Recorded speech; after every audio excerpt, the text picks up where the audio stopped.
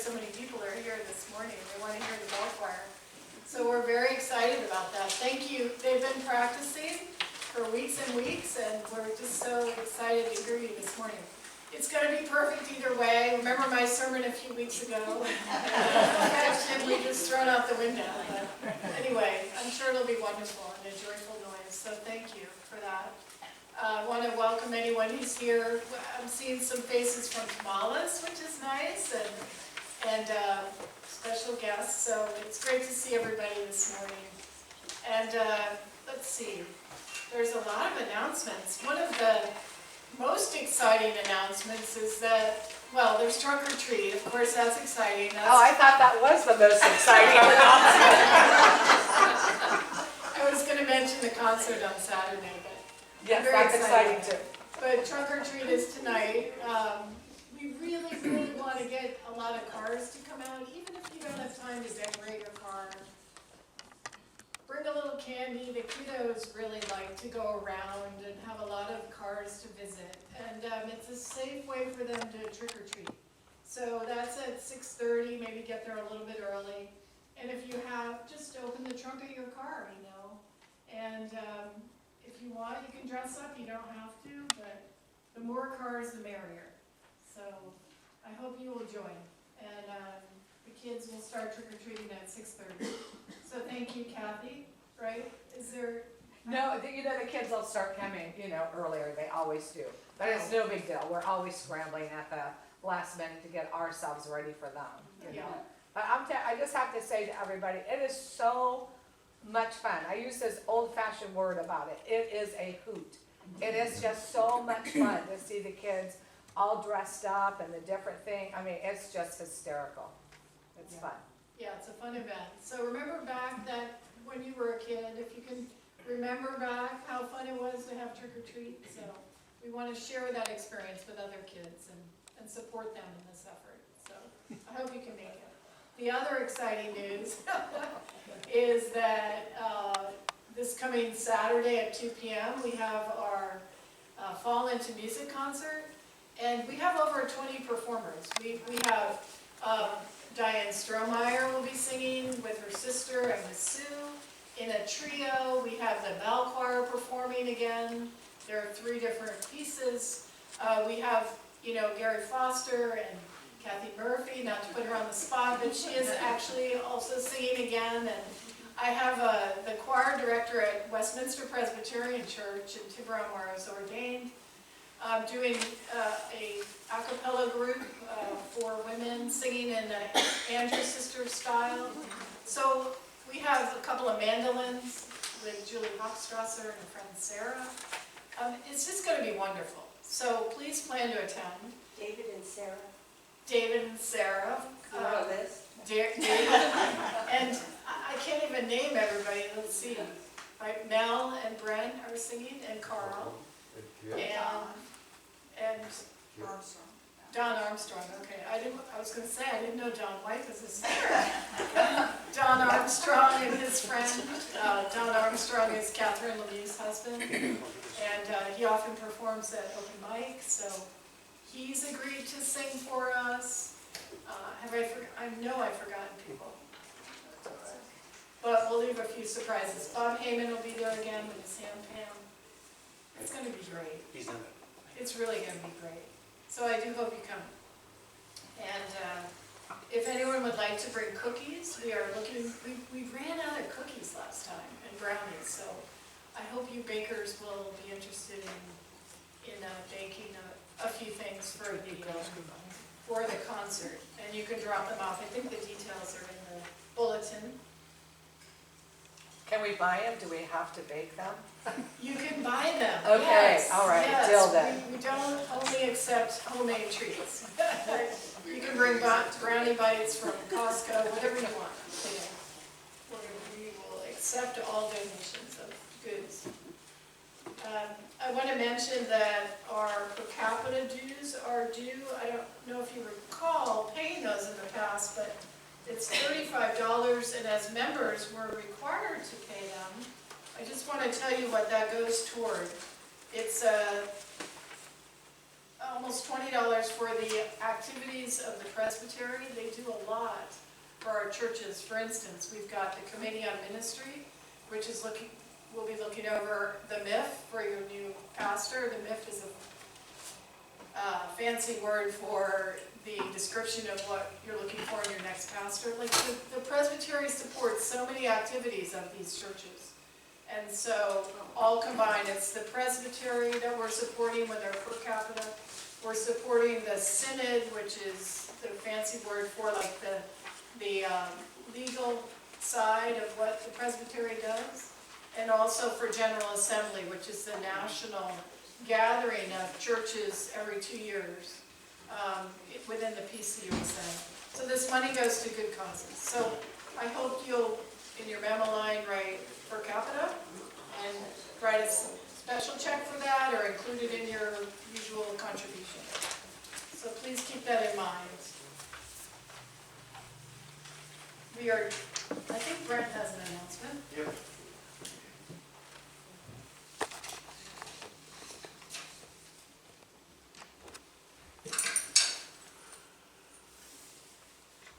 So, one of the requirements, see, exciting.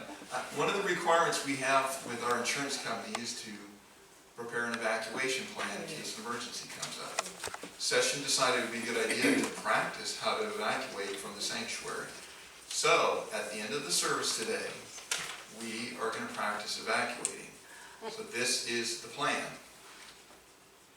Unfortunately for us, every room, except for the 2 offices, has an outdoor door to get out.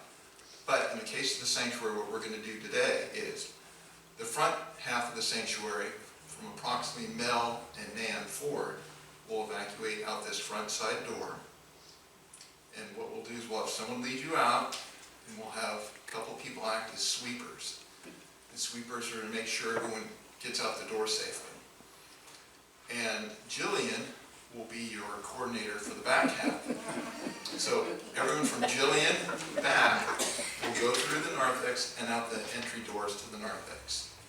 We won't keep you long. As we get everyone out of the door, then we're all clear and you can go have fun at coffee hour. But we need everyone to evacuate the building. And this is just so that at some point, if we ever did have an emergency, it comes to your mind, what do I do? Oh, that's what we did before. And you'll know that the front half approximately goes out this way, the back half goes out that way. Just pretend you're on an airplane, but the aisles are a little bit wider. I will say, with the bells, it's going to be a little bit narrower coming out this front way. So just be aware, there's no rush, but we just want to practice on what needs to be done to get out of the building. Okay. Thank you. Is there a special place that we're supposed to gather? What I would say is for the people heading out this way, we're just gathering out in the patio. For the people going out the back route, if you can just gather underneath the overhang. In a real emergency, we'd probably go beyond that, but I think for today, that's sufficient. Okay. Thank you. Thank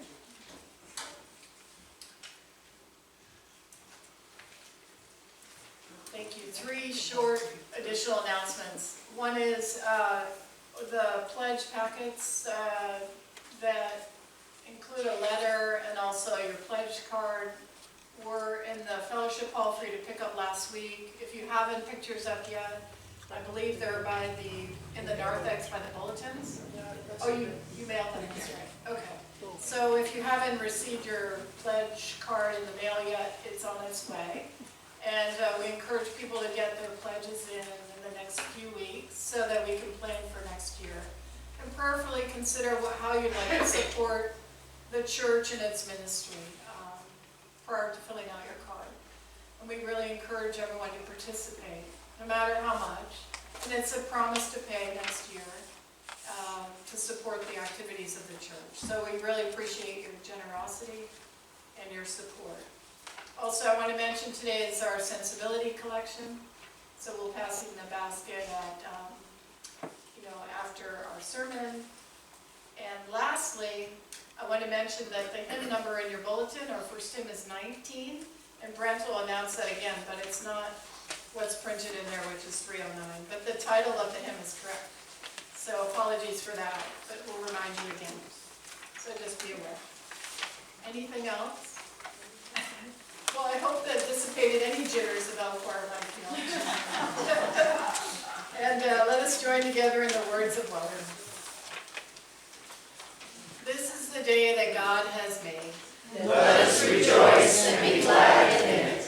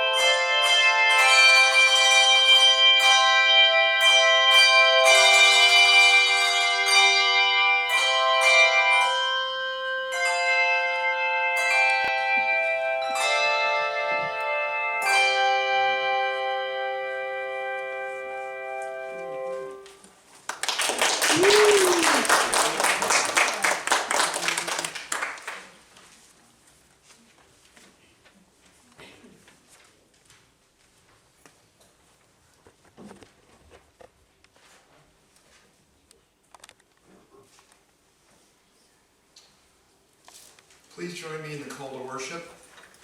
God is a hiding place.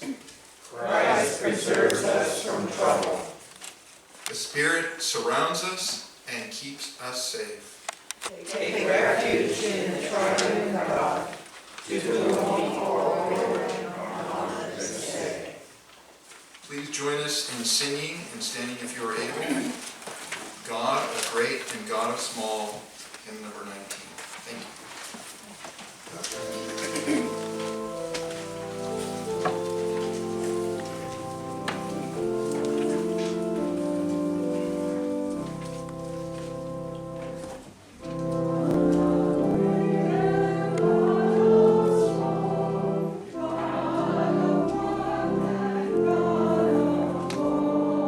God of weak and God of strong,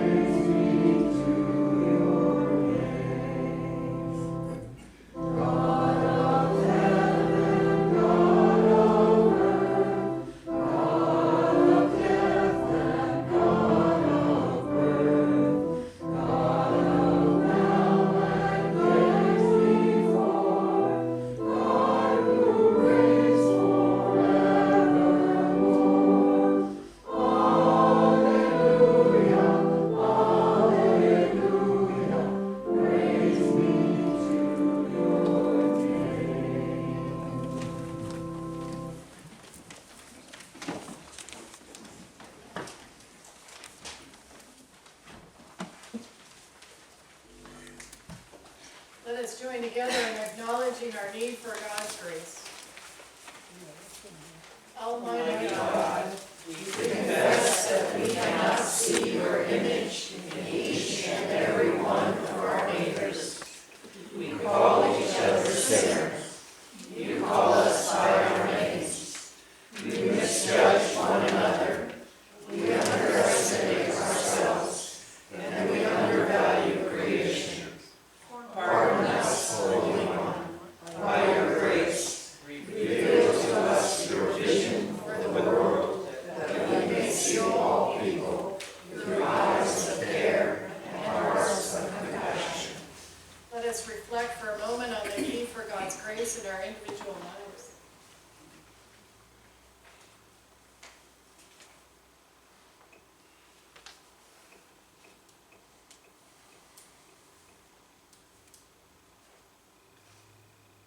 Friends, this is what God's love is like.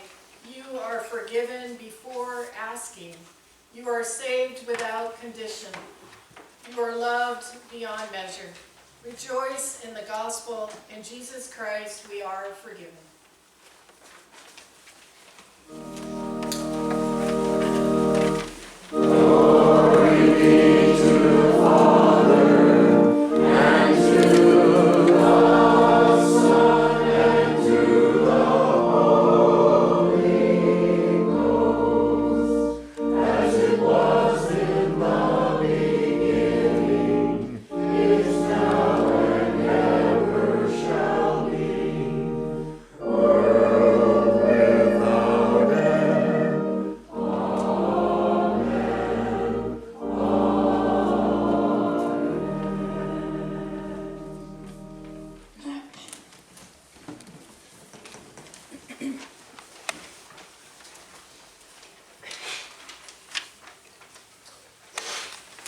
Today's Old Testament reading is from the book of Habakkuk, chapter 1, verses 1 through 4, and chapter 2, verses 1 through 4.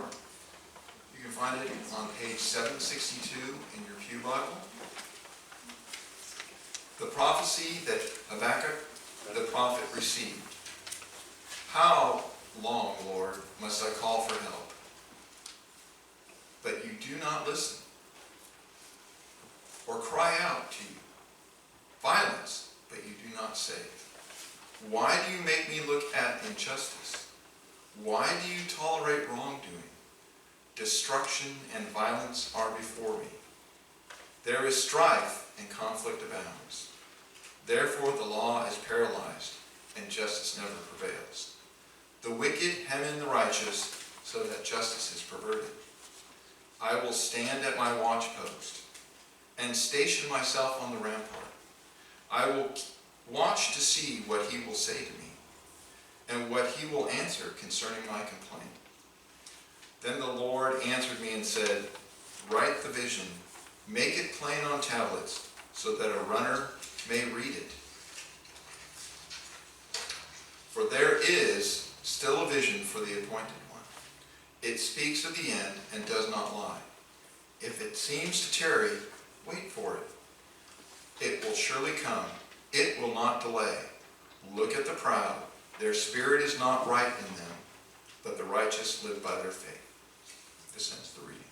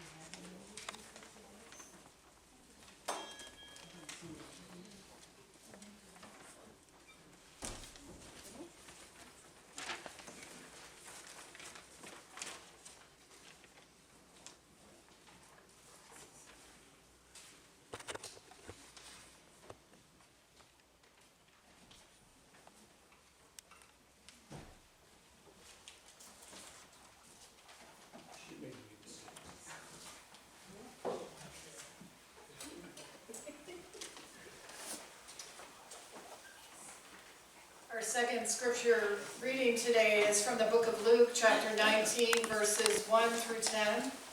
You may find it on page 854 in your Pew Bible. Listen to what the Spirit has to say to us today.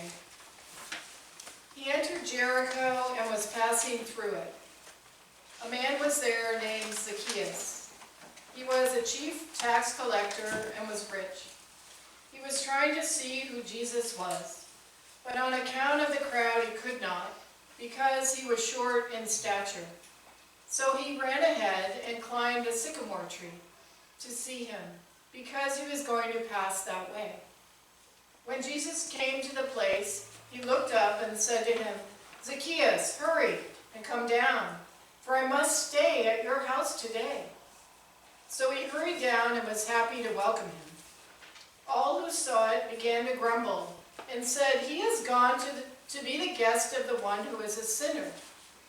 Zacchaeus stood there and said to the Lord, "Look, half my possessions, Lord, I will give to the poor.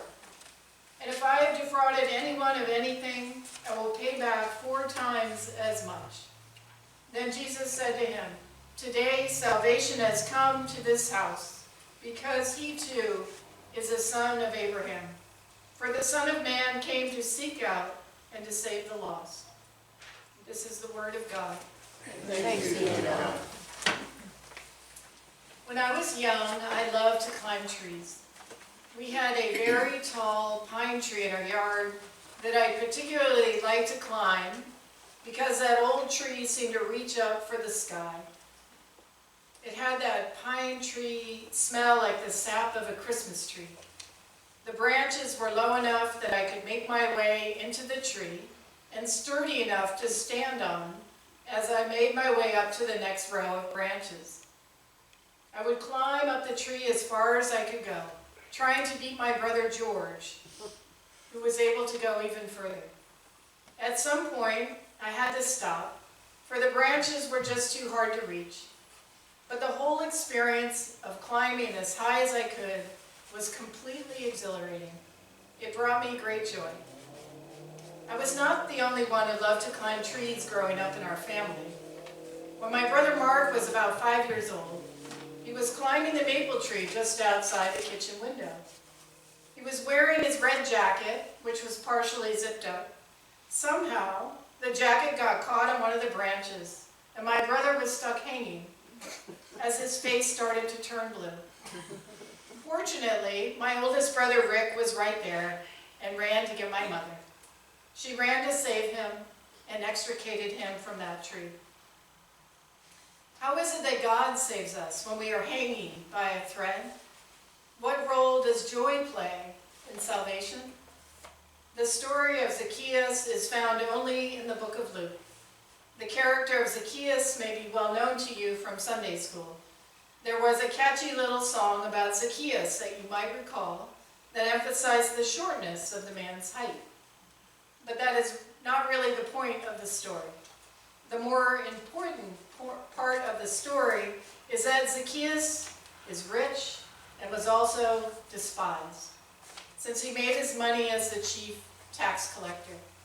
As I described last week in my sermon, tax collectors worked for the Roman Empire, or foreigners, and they would use whatever means they had to extract money from people, and they could charge whatever they saw fit. So Zacchaeus was despised. He was a toll taker, in effect, who collected tariffs at the busy customs center of Jericho, which is how he became so wealthy. So Zacchaeus was a well-known and prominent man, but he was also considered an unclean sinner because of his means of employment. We learn in this story that Zacchaeus wanted to see Jesus, though we're not told why. Maybe he had heard of Jesus' healing power, or was wondering what the fuss was all about. Either way, he wanted to see Jesus so much that he ran ahead and climbed a tree so he could spot him as he passed through Jericho. Running and climbing a tree would have been highly unusual for such a prominent man. Nonetheless, Zacchaeus ran ahead and climbed a sycamore tree in order to see Jesus. He publicly humiliated himself just to get a look at this man of God. Jesus witnessed the extreme measures that Zacchaeus went to just to see him. I suppose that Jesus saw Zacchaeus as a man in some kind of deep spiritual need. What Jesus did next showed radical hospitality. He spotted Zacchaeus. He probably had heard people shouting his name, so he knew his name, for the crowds would have been hurling insults at Zacchaeus because of his despicable character, especially since Zacchaeus was now like a sitting duck up in a tree. So Jesus called him out and told him to hurry down from the tree. He immediately invited himself to Zacchaeus' house. This was a shocking act, for Jesus, a man of God, was supposed to be pure. But Jesus now offered to eat with an unclean sinner and the chief tax collector at that. It was a radical act to dine with Zacchaeus. It would have been the equivalent today of someone like the Pope inviting himself to go to the home of a mob boss for dinner. The crowd was shocked by Jesus' radical inclusion of Zacchaeus. It was wrong in their minds and they grumbled about it. Everyone present disapproved. The disciples, the Pharisees, and anyone else in the crowd. Yet Zacchaeus was radically transformed in that moment of being seen and accepted by Jesus. His shame melted away. He called Jesus Lord.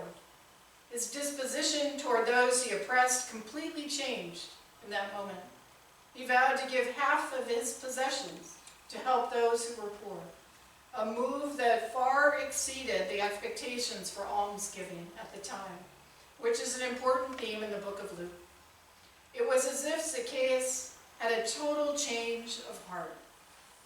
He was transformed by Jesus' radical act of grace toward him.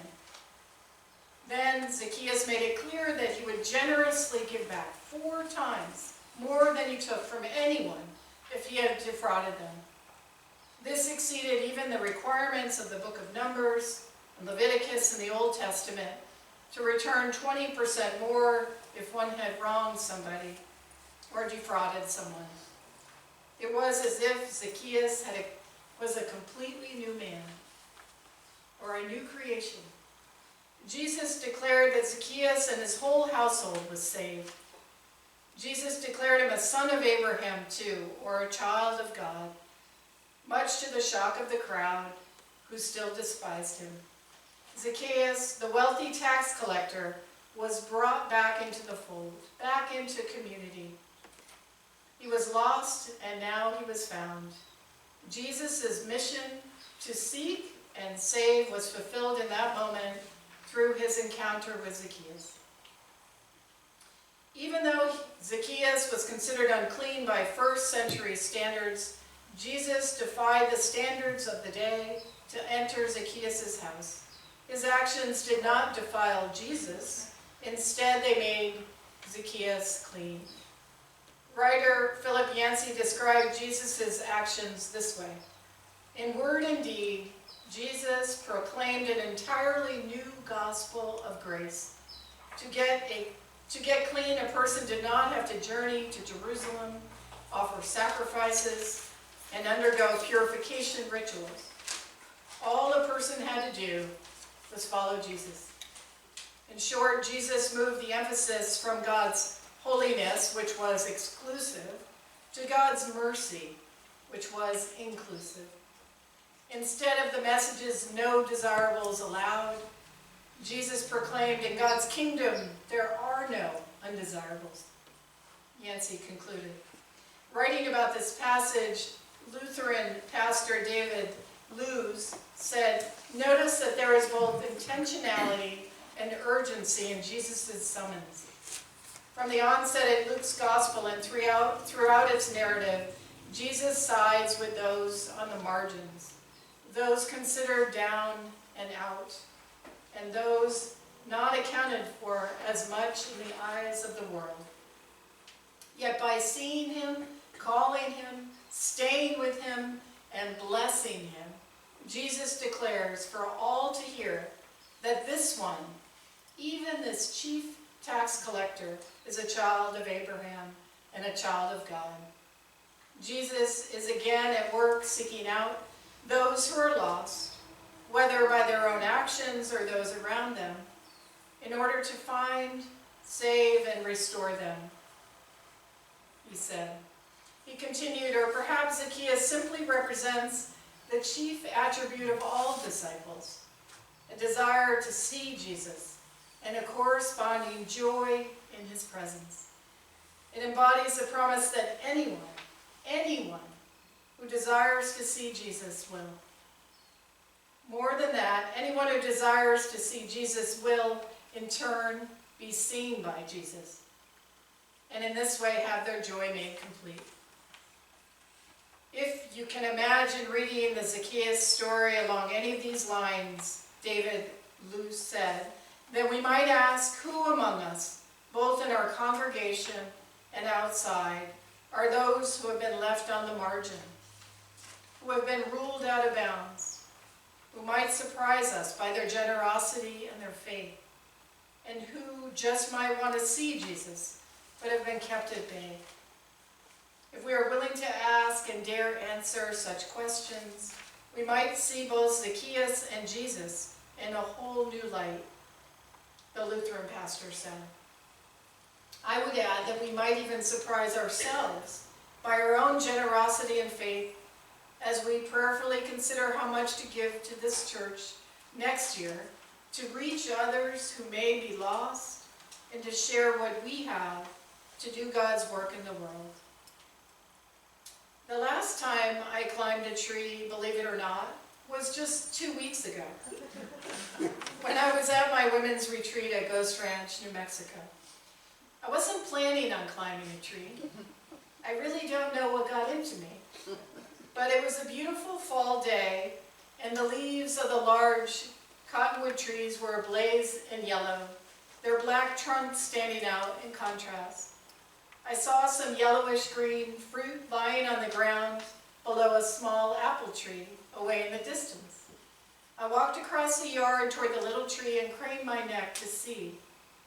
Sure enough, all the low fruit had been picked off the first few branches, but above was a plethora of small, golden, delicious apples waiting to be picked.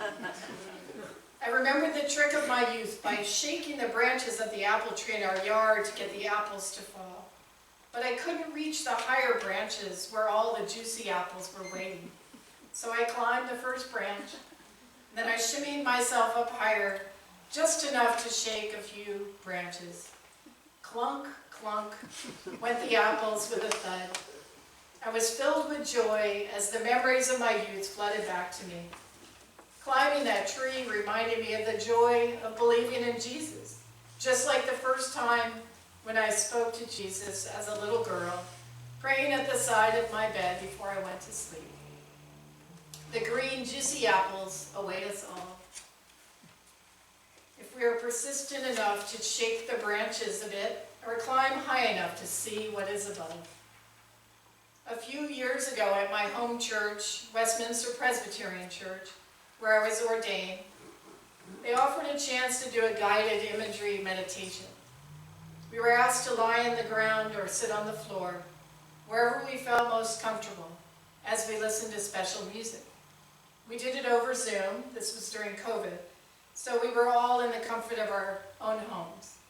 The prompt we were given was to imagine a time in our childhood around the age of 4 or 5 years old. What came up for me was a dream that I had. It was a dream that I remember well because I had the experience of feeling lighter than air. I actually felt like I was flying. This might be a bad time to bring up images of women flying. I wasn't on a broomstick, but I felt like I was hovering over this maple tree in our yard and looking down on it. It was as if I was a hawk gliding in the air. Afterwards, we broke into small groups over Zoom, and I was put in the same breakout room as one other woman who happened to be the expert on guided imagery meditation. and I told her of my dream as a child. She told me that that was an experience of the divine and of knowing that God was with me. Her explanation surprised me and kind of freaked me out, actually, but because I never put that much weight on dream interpretations. Maybe I'm just too left-brained for that. But it was impactful nonetheless and made me think twice. Jesus never left me from the time I was a young girl. I may have been lost for a while when I didn't go to church that often, but then I was found all over again. Having God in my life has transformed me in ways big and small. It has also brought me more joy than I can ever imagine.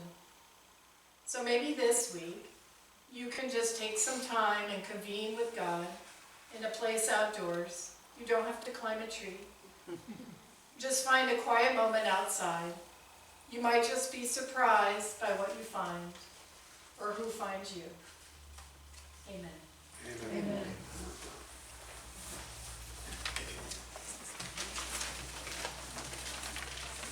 I'd like to invite you to our next hymn, which is hymn number 450, Be Thou My Vision. Please stand in the body and spirit.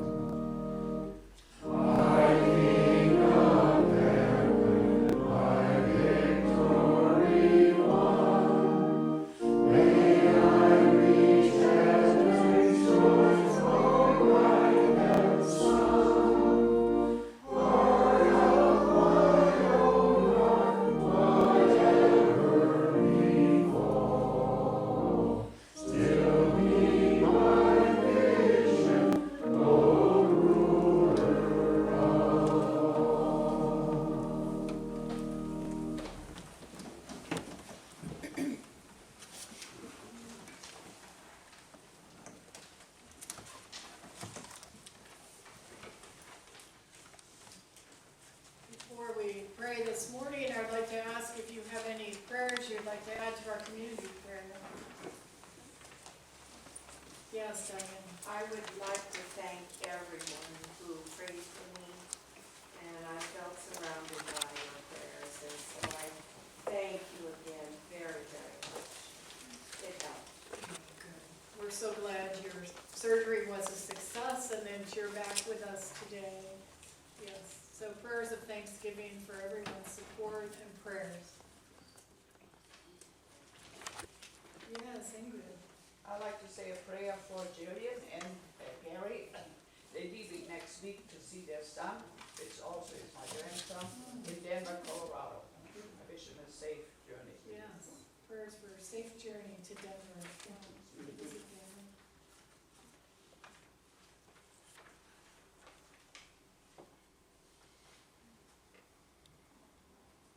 I'd like to have you think of my grandson and his wife. They're expecting a child. And the little one they have, they're all ill.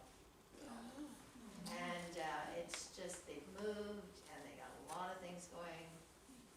And this on top of it. Yeah. Prayers for Parker and Elise, yeah, as pregnancy in and of itself is so challenging, and then to be sick on top of that, and, Lenora, yeah. Prayers for them, thank you.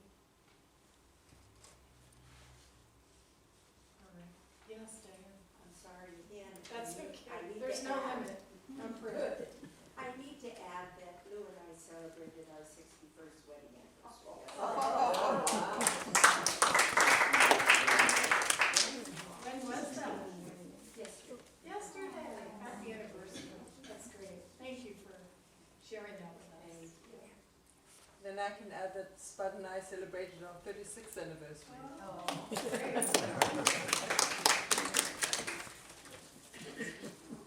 And when was that? That was 80. 18, awesome. Wonderful. And I want to ask for prayers for anyone in the congregation who hasn't spoken up, but maybe needs prayers for good health, and for any medical procedures that might be coming up that you're concerned about, or getting diagnosis for any kind of situation that you haven't been able to mention yet. Yeah.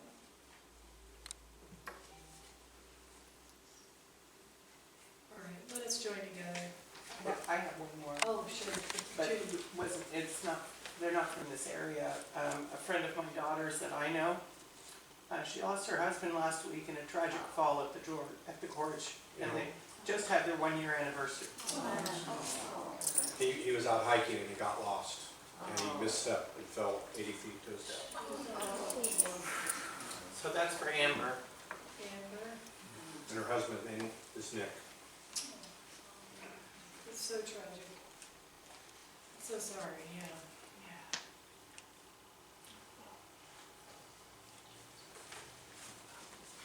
All right, let's join together. Gracious and loving God, you listen to our prayers of thanksgiving and of intercession. You are always there for us to lean on, and you know what is troubling us, what's heavy on our hearts, and we lean on you, especially during tough times. We ask for prayers today for those people in Seoul, Korea, who lost loved ones. There was a Halloween gathering where over 150 people died. And we ask for all those that are grieving in Korea, the loss of loved ones. We also ask for prayers of healing the divisions in this country that can cause acts of physical violence on others. We ask that people come together and remember to love one another and to treat each other with compassion and with love. We ask for prayers today for Jillian and Gary as they travel to Denver to visit their son, for Parker and Elise as Elise's pregnancy is moving along, but then Parker has had a cold and there's illness in the family, so we hope that there's healing and strength there. We celebrate anniversaries of Spud and Kathy for 36 years, for Lou and Diane for 61 years of marriage, and then also we ask that you surround Amber with your love and support, comfort her in her mourning, surround her with love of friends and family after the tragic loss of her husband after 1 year of marriage. And for anything not named today but heavy in our hearts, we ask you to help us, O Lord. Let us join together in the prayer that Jesus taught us to pray, saying, Our Father, who art in heaven, hallowed be thy name. Thy kingdom come, thy will be done, on earth as it is in heaven.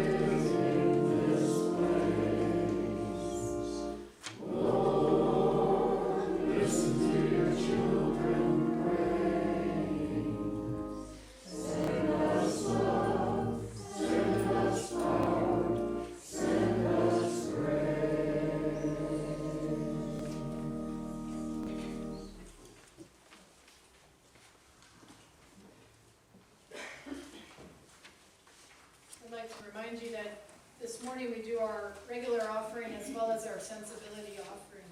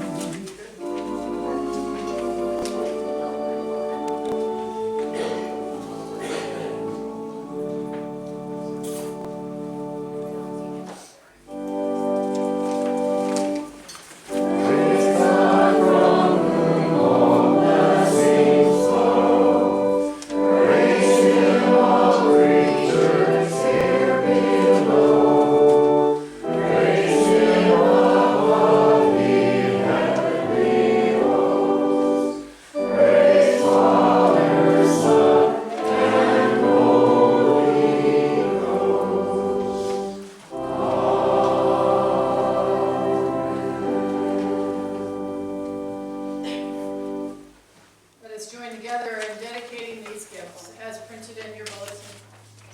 Holy God, As we offer our gifts, we ask that you use them to strengthen the ministry of your church, to meet the needs of our community, and to bring us closer to reconciliation and restoration in Jesus Christ, in whose name we pray. Amen.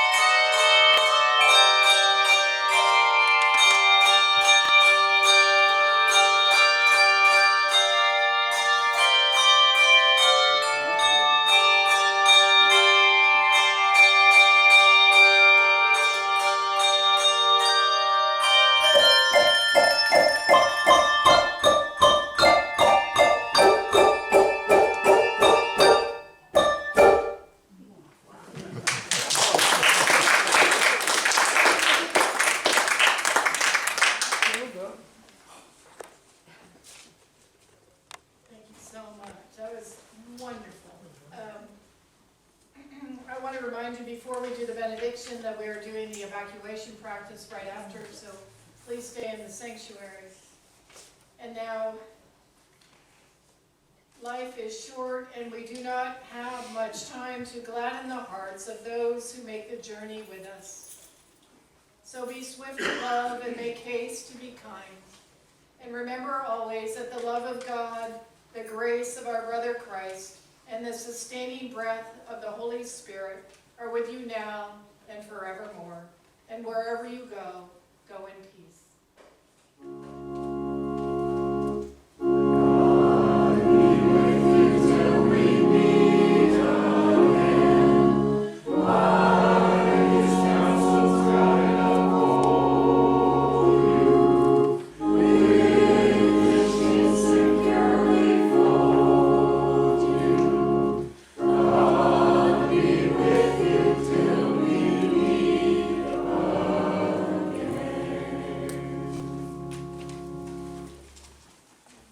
Okay, if I can have everyone from Jillian on back, head out the back and out the front entrance, please. And the rest of you come forward and out, head out the side door. Get no push lead the way. I'm the speaker, if you want to guide, I'm the speaker. And as soon as we get everyone out the That's door, why I was doing speaking, you guide, and I speak. Oh, sorry. Oh. remember next time. I'm just gonna. Yes, I'm sorry. That's what, I don't know. Okay.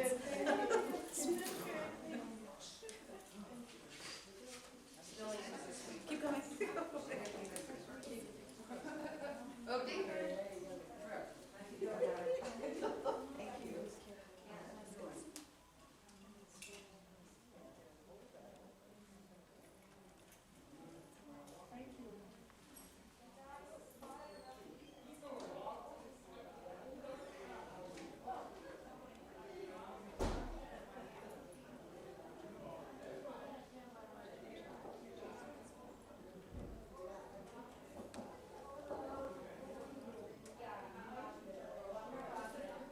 Just you and me, bud. Let's go get the offering. Just kidding.